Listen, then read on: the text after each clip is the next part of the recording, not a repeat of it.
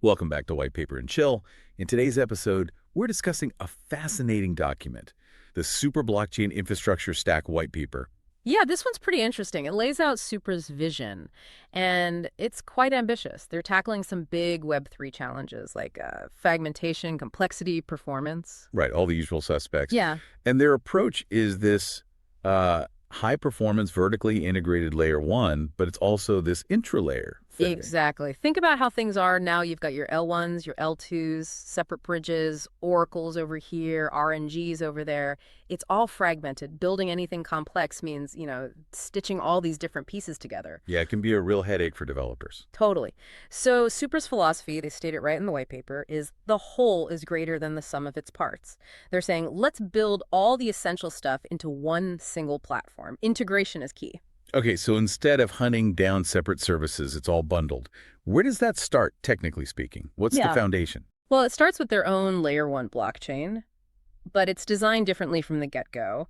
It natively supports various assets, normal tokens, NFTs, even cross-chain tokens directly. Directly on the L1. Directly on the L1. And crucially, they're building the key infrastructure services into this layer one itself. Okay, critical infrastructure services. Yeah.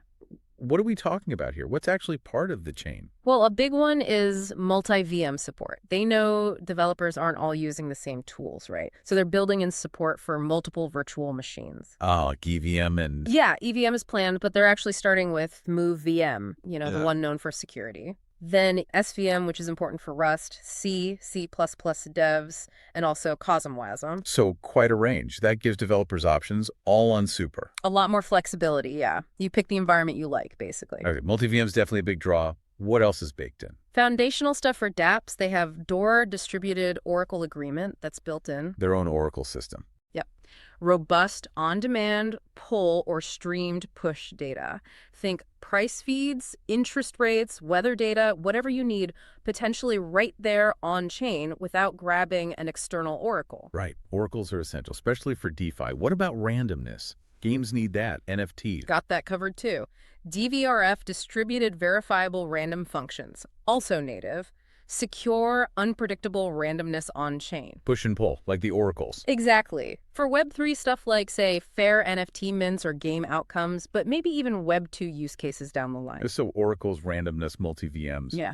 These are usually separate pieces you have to integrate yourself. That's the point. And another big one is their native automation network. This lets you schedule really complex transactions. On-time-based stuff. Yeah, or event-based. The white paper has this great example. On June 1st, 2025, at precisely 12:00 a.m. EST, if ETH is above $4,000, then sell my Doge. Wow, okay. That specific. Right. And that conditional logic, leveraging their own oracles, is built right into the protocol, not relying on some external keeper network you have to trust and pay separately. That's powerful. Okay, and they also talk about containers. What are those? Think of them like getting the perks of an app chain without launching a whole new blockchain. Perks like? Custom logic, maybe unique fees or tokens for a specific set of dApps, maybe controlling who can deploy that kind of app chain autonomy. But, and this is key, it's cheaper and less complex because you're still using Supra's main security and liquidity pool. Ah, so shared security, unified liquidity, but some customization. Got it. It's basically grouped smart contracts, getting special treatment, sharing the core infra. Okay, so this integrated L1 sounds powerful. But you mentioned the fragmented world. Blockchains don't live in isolation. How does Supra connect to everything else? Right, this is the IntraLayer part of their vision. The white paper is clear. They call it the multi-chain reality. They're not just trying to be another L1 island. They want to be the bridge, or more than that. More like the central hub, or maybe the nervous system connecting everything. They envision a star topology with Supra L1 and its services at the center. Okay, a hub.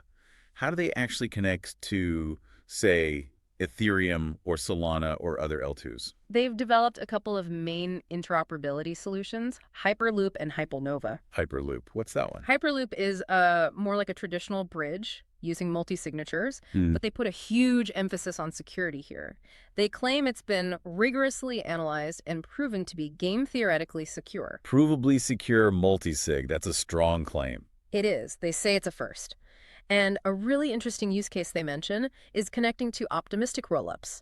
Hyperloop might actually eliminate the need for that long, fraud-proof challenge period when you want to withdraw. Wait, get rid of the challenge period. That's usually like a week, right? That would be huge. Yeah, a massive speed up for moving assets off L2s. Then there's Hypernova. And a Hypernova is different.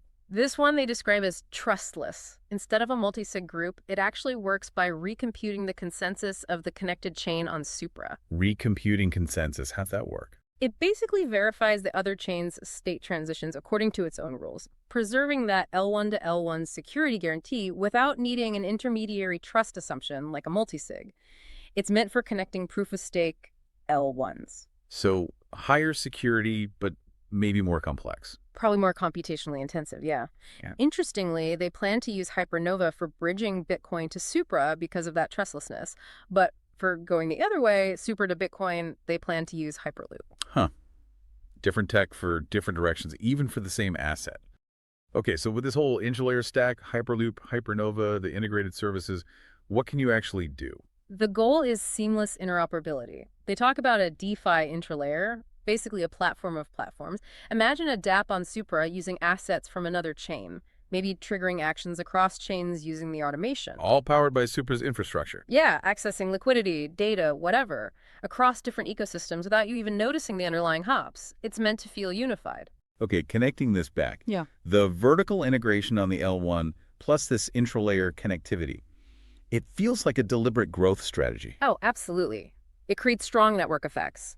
Developers come for the tools and performance. Users come for the smooth experience and cross-chain access.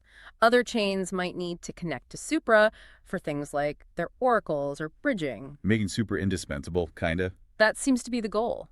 Become a central hub that benefits from and enables activity across the whole Web3 space. All right, let's dive a bit deeper then. Under the hood, what's the core technical idea, the engine making this possible? Well, the main principle, again, is that vertical integration. Everything designed to work together, one network, one security model. They explicitly contrast this with what they call modular blockchain approaches. Like modular L2s, where execution is separate from data availability, separate settlement. Where functions are spread across different networks, maybe even different tokens securing them. And Supra sees downsides to that. Yeah, the white paper argues it introduces latency.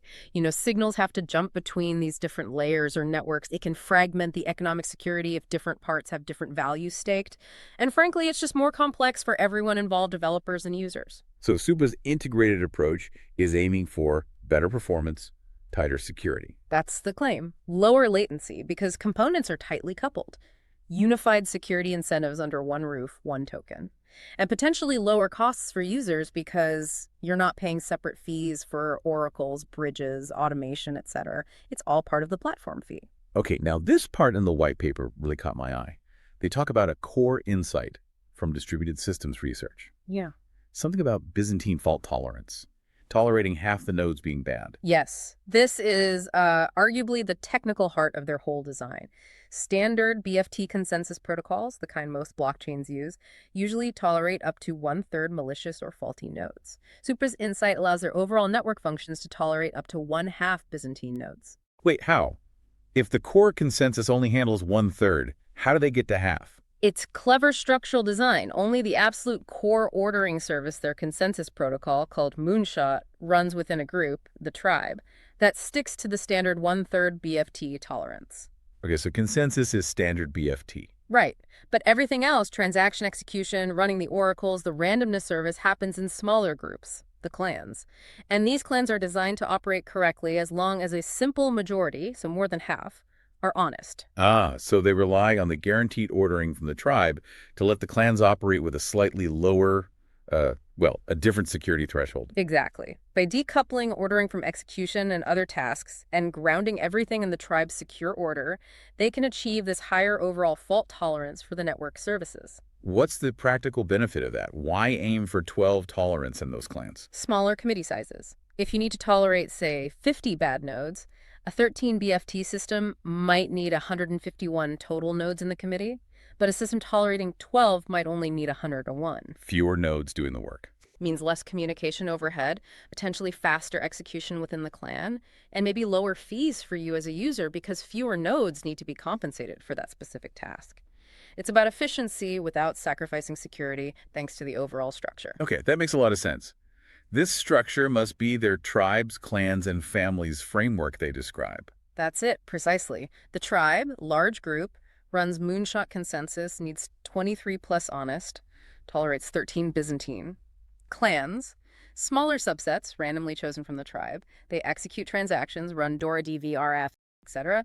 Need 12 honest. This is where the parallel processing happens. And families. Tiny committees, like maybe 3-5 nodes, only need one honest node to function. Used for simple non-critical tasks like randomly selecting who gets to propose the next batch of transactions. Okay, tribes, clans, families. But if the clans only need 12 honest, and the tribe might have up to 13 malicious nodes, how do they stop a clan from accidentally being formed with a majority of bad actors? Randomness and probability. This is key. Nodes are assigned to clans randomly using their verifiable random function, dVRF. The gist is, even if the whole tribe is, say, 33% malicious, the probability of randomly selecting a specific clan that happens to have 50% malicious nodes is extremely low. Like how low? They give an example with certain network parameters. The chance is like 35 in a million for any given clan formation. And critically, they reshuffle these clans frequently, maybe daily. They call these reshuffling periods cycles. Because it's constantly changing randomly, the chance of a bad clan persisting or an attacker reliably controlling a specific service run by a clan becomes practically zero over time. They calculate it could be like one bad clan expected every 78 years, even in worst case scenarios. Okay, 78 years. I can live with those odds. That random shuffling is a powerful defense. So let's follow a transaction. You send one. What happens? High level. Right. You send your transaction, it hits an RPC node. That node routes it to specific buckets assigned to batch proposers in the right clan. Buckets. Like little waiting rooms? Kind of. Proposers in your clan grab transactions from their assigned buckets, make a batch. But here's a neat trick. The full transaction data only gets sent to the nodes in that specific clan using a protocol called XRBC. Not the whole tribe. Nope. The clan nodes verify they have the data and create something called a DAQC Data Availability Quorum Certificate. It's basically proof the data is available within the clan. And that proof goes to the tribe. Exactly. The actual blocks ordered by the tribe's moonshot consensus are really thin. They just contain these DAQCs and some metadata, not the big transaction data itself. Less data for consensus to handle. Much less. Once the tribe finalizes the block with your DAQC, your clan executes the transactions in that batch, updates the state, signs off on it, and broadcasts the result. Then you get notified. That sounds layered. What about finality? When is my transaction actually done and irreversible? They break it down into 3 stages, giving you increasing certainty. First is pre-confirmation. Okay. That happens super fast once the DAQC is formed for your batch. It's basically the network saying, yep, we got your transaction, it's guaranteed to be included eventually. But the exact order or outcome isn't final yet. Guaranteed inclusion is good. What's stage 2? Ordering finality. That's when the tribe's moonshot consensus finalizes the block containing your batch's DAQC. Now, its position in the global order of transactions is locked, immutable, can't be changed. Okay, order locked. Final step. Execution finality. This is when the clan actually runs the transaction code, changes the account balances or whatever, updates the state, and the clan signs off on that new state route. Once that's done and broadcast, it's completely final, irreversible. And how fast is this whole process? The white paper reports sub-second end-to-end finality in their experiments. So from submission to fully irreversible settlement, under a second. Sub-second. That's definitely a game changer for user experience. Now, you mentioned those buckets in proposers. Their mempoolless bucketing scheme. How is that better than, say, Ethereum's mempool? Well, traditional mempools like Ethereum's are kind of chaotic. Transactions sit there, everyone gossips them around, leads to delays, network load, and it's ripe for MEV stuff like front-running. Right. And other mempoolless designs, like Solana. Solana does targeted communication, which is better than gossip. But it still has its own quirks, like needing, 32 block confirmations for finality, and potential duplication issues. So how does Supra improve on this? They also use targeted communication, like Solana, sending your transaction only to the relevant proposers. But they get that instant finality from Moonshot once the DAQC block is committed. And remember, blocks only contain DAQCs, not full transactions, which changes things. How does the bucketing itself work? Who gets my transaction? It's deterministic. Based on your transaction's ID, it gets assigned to one primary batch proposer and a few secondary ones within the responsible clan. Primary and secondary. What's the point of that? It gives you several benefits. First, deduplication. Only one primary is responsible, reducing the chance of the same transaction getting proposed multiple times. Second, redundancy and censorship resistance. If the primary fails. Exactly. If the primary node is offline or malicious and ignoring your transaction after a short timeout, any of the secondary proposers can step in and include it. This guarantees eventual inclusion. What stops double spending if a secondary picks it up after the primary already did? They use sequence numbers. The execution layer makes sure only the first ordered instance of a transaction with a given sequence number actually executes. Later duplicates are just aborted. And third, accountability. If a primary proposer keeps failing its job, the network knows and can potentially penalize them. Okay, sounds like a well-thought-out system for reliability. Let's go back to the tech. You mentioned decoupling data dissemination, XRBC, from ordering Moonshot. Why is that so important? It's all about efficiency, especially network bandwidth. The XRBC protocol they use to spread the actual transaction data within the clan only needs a simple majority, 12 honest nodes, to work reliably. Why only a simple majority? Because the ordering part, preventing things like the sender sending conflicting versions of the data, is handled separately and securely by the tribe's Moonshot consensus, which needs 13 Byzantine. So XRBC can be more relaxed, more efficient. And the benefit is less network traffic. Massively less. Imagine sending every single transaction to every single node in a huge tribe. That's a ton of data. Instead, only the relatively small clan responsible for executing that transaction needs the full data immediately. Which is why the blocks going through Moonshot are very thin. Precisely. Blocks are just lightweight proofs, DAQCs, and metadata. All the heavy transaction data stays within the clans where it's needed for execution. Got it. And Moonshot SMR, running on the tribe, provides that canonical order for these thin blocks. Yep. That's the heart of the blockchain, the consensus engine making sure everyone agrees on the single history. And it's designed to scale, add more clans for more throughput, and Moonshot just orders more batches concurrently. They had some pretty wild performance numbers in the white paper, right? They did. Based on experiments on Google Cloud, 300 nodes globally.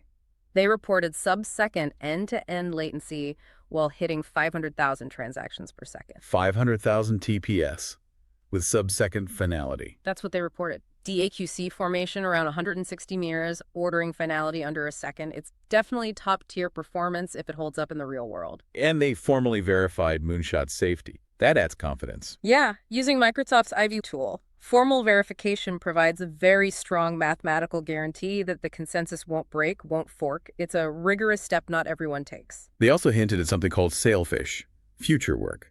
Yeah, Sailfish looks like their research into DAGs-based consensus. DAGs, directed acyclic graphs, can sometimes offer even lower latency by processing transactions more concurrently before final ordering. So they're exploring if they can push latency even lower, maybe make interactions feel even more instant while keeping high throughput. Okay, data, ordering. What about execution? At 500K TPS, just running the smart contracts must become a bottleneck itself. Absolutely. You can't just execute transactions one by one anymore. Parallel execution is a must. Supra tackles this at 2 levels, network-wide and within each node. Network-wide seems obvious with the clans, right? Different clans process different batches in parallel. Exactly. That gives you coarse-grained parallelism. The trick is partitioning the state and work efficiently. Then there's node-level parallelism, making a single node use all its CPU cores effectively. How do they do that? They're exploring a couple of avenues. Optimistic or speculative execution basically run transactions in parallel and fix conflicts later. Think Aptos block STM, though Supra is working on its own schedulerless approach. Okay, and the other way? Deterministic parallelization. This involves analyzing the smart contract code before execution to figure out what state it reads and writes. Then you can build a dependency graph and execute non-conflicting transactions in parallel safely. And they mentioned a hybrid approach. Yeah, that seems to be the end game. Maybe use static analysis to help guide or optimize an optimistic engine. Get the best of both worlds, speed and safety. With all this parallel execution, how do they ensure fairness? How do they stop MEV attacks where miners or validators reorder things for profit? Good question. MEV is a huge challenge. Supra uses a 2-step process for final execution order within a batch. First, Moonshot consensus provides sort of randomized initial seed order. Randomized? Yeah, unpredictable. Then they use their native on-chain randomness beacon, the dVRF service run by the tribe, using BLS threshold signatures to generate the final, fully deterministic execution order from that seed. So the final order is unpredictable until the very last moment. That's the idea. Makes it much harder for attackers to reliably front-run or sandwich your transactions.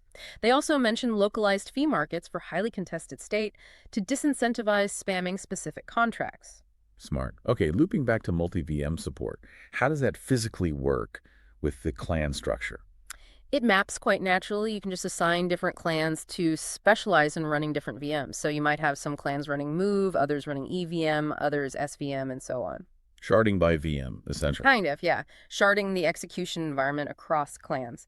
They plan to roll it out stage by stage, Move first, then add EVM clans, SVM clans, COSM-LASM clans. What if I need to move an asset from my account on Move plan to an EVM DApp running on a different clan?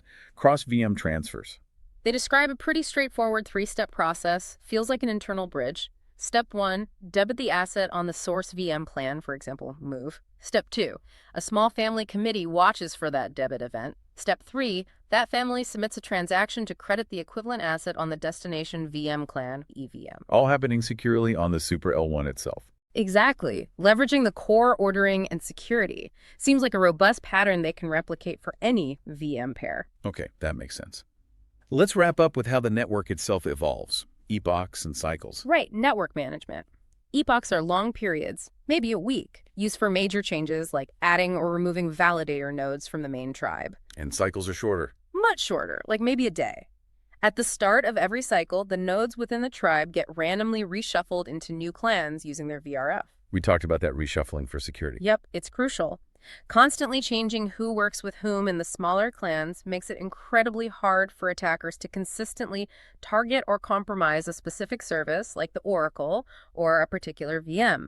It relies on that secure DKG distributed key generation happening efficiently each cycle, which they say they've figured out. And that's what makes the bad clan probability so low over time. Exactly. Even if the tribe had a significant number of malicious nodes, the chance of them consistently forming a majority in any specific clan, cycle after cycle, becomes negligible. Robust security through randomness and rotation. What about state? If nodes are always changing jobs, how do they keep track of the data? State synchronization is definitely a challenge. The white paper mentions a couple of possibilities. Maybe all tribe nodes keep a copy of all clan states simple, but needs lots of storage. Or nodes synchronize just the state they'll need for their next assigned clan just before a cycle starts. Pre-syncing state. Yeah. They also note that some services, like their Oracle, DORA and randomness, dVRF, are largely stateless, so nodes running those don't need complex state sync when they switch roles. Okay, and finally, back to those containers. How do they fit into parallel execution and network dynamics? Containers, those app chain-like groups of contracts, actually help with parallelization. Because a container groups related contracts likely accessing related state, the system can often process transactions happening entirely within one container in parallel more easily by partitioning the state accesses. The clan executing work for that container can use a simpler work-sharing queue to process those inter-container transactions concurrently. It simplifies parallelism for related operations. Got it. So containers offer developer benefits and potentially performance benefits. Okay, bringing this all home. What's the ultimate takeaway from the Supra white paper? It's really about the sheer scope and ambition. They're not just tweaking one component. They've built or are building a whole integrated stack consensus, data layer, oracles, randomness, bridging, execution models, network structure. All designed to work together seamlessly. Right. It brings together years of their research, much of it published academically, into this single unified vision for a high-performance layer 1 that also acts as this vital intra-layer connecting the rest of Web3. That vertical integration is the core thesis. They really committed to that whole is greater than the sum of its parts idea. Absolutely. It's a dense paper because it covers so much ground from deep protocol stuff to the developer experience. It's presenting a complete architecture.